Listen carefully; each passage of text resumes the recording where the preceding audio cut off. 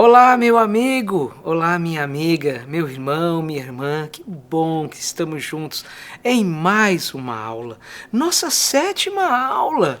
Que bom contar com a sua presença.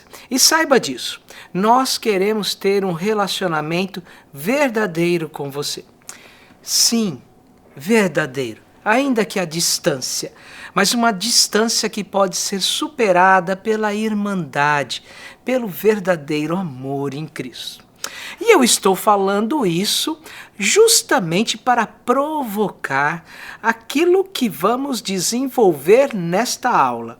Ou seja, nós queremos nesta aula falar sobre relacionamentos. Nós vamos falar sobre, no final, o que as pessoas devem esperar de seu líder. O que as pessoas devem esperar de você? Nós somos criados para ter relacionamento.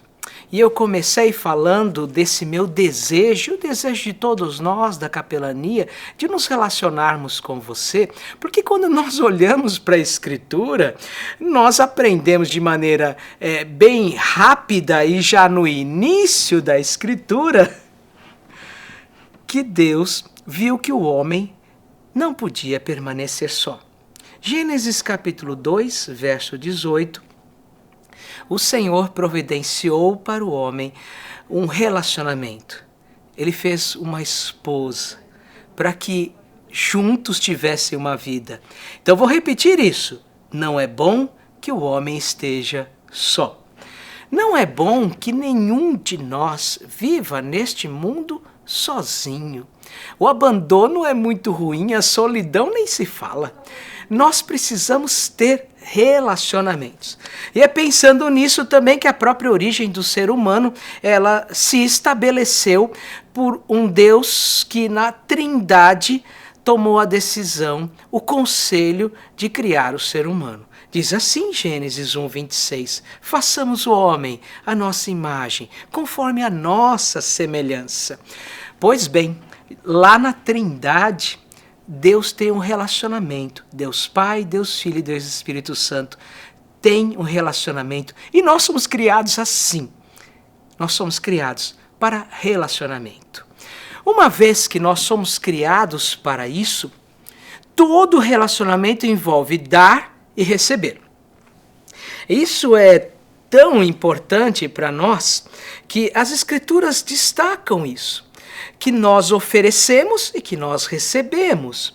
Por isso que quando trabalhamos em cooperação, quando estamos em comunhão, é sempre bom, é melhor. E eu quero convidá-lo a ler o texto de Eclesiastes 4, de 9 a 12. Leia com calma.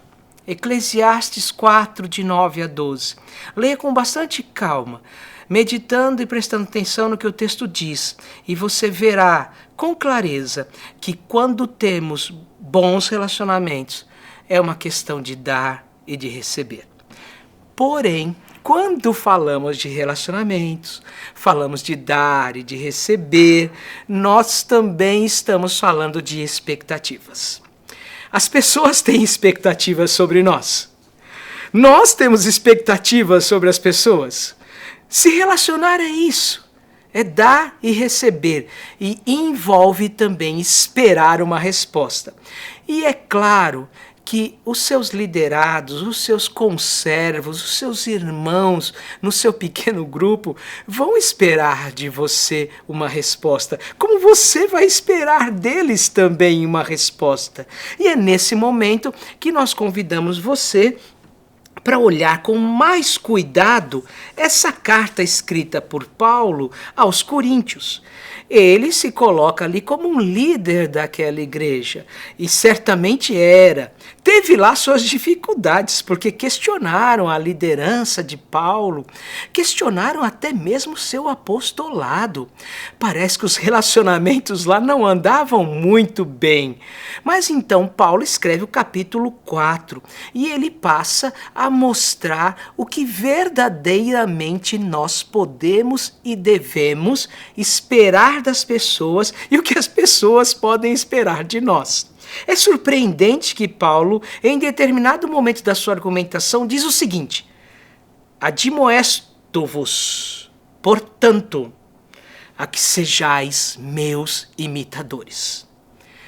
O que Paulo deixa para nós nesse texto, que depois lá na frente ele acrescenta dizendo: sede meus imitadores, como eu também sou de Cristo, é que tudo o que nós podemos esperar das pessoas e o que elas devem esperar de nós é que sejamos imitadores de Cristo. Isso daqui é muito diferente daquilo que às vezes se fala sobre um líder. Dizem que o líder deve liderar pelo exemplo e que ele não pode pedir para as pessoas aquilo que ele mesmo não faz.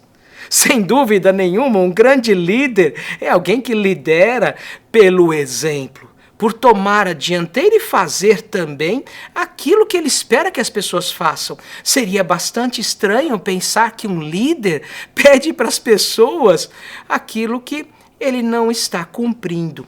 É por isso que a Bíblia coloca um ponto final nisso. Olha, o maior exemplo é Jesus. Então eu sou imitador de Jesus.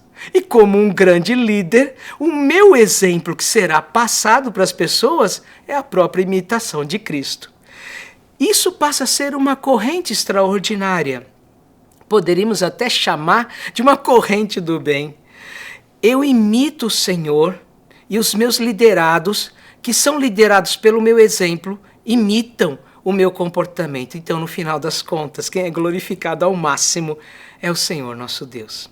O que é que os seus liderados devem esperar de você? Que você imite a Cristo. O que é que você deve esperar deles? Que eles sejam seus imitadores, porque você imita a Cristo. Aqui nós temos algo que realmente abre as portas do que significa liderar pelo exemplo. Então a nossa palavra-chave de hoje é imitadores. Somos imitadores de Cristo. E é exatamente isso que Paulo vai utilizar ao longo de todo esse capítulo 4 e em outras partes da carta aos Coríntios, que vocês podem ver lá na nossa apostila. Já procurou a nossa apostila? Não deixe de ler. É fundamental. Você vai ver que Paulo resolve essas dificuldades colocando as coisas como devem ser. Não são as pessoas, não é o carisma das pessoas, é a imitação de Cristo.